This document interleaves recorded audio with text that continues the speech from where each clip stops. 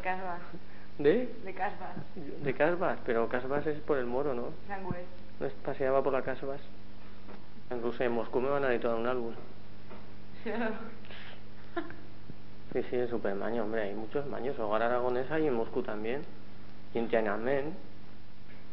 Si cantas jotas. Sí, pero no me voy a poner a cantar una jota porque me emociono y haré... Claro. Oye, ¿y tu papel en el nuevo Makoki? Pues es papel guarro gel, ya sabes. Va, a ver. Pues puedes currar, puedes hacer dibujitos y eso, pues ya está. ¿Pero trabajas con un personaje en concreto?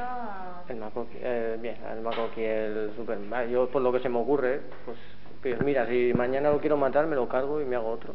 Por lo que se me va ocurriendo. ¿Sabes? Pues eso es lo que hago yo. Y luego Darman también. Y traigo quintos alguna vez. También una vez cogí y llamé por teléfono. ¿Sí? Te has equivocado, Te has equivocado por esto. Sí, pero dime por qué no estaban. También, ¿qué es lo que hice una vez, Damián, aquí?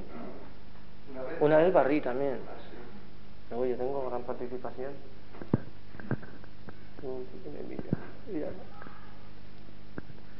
Ay, qué entrevistas, oye. Oye, sí. Es como a Paloma Gómez Borrero, pero en Callao.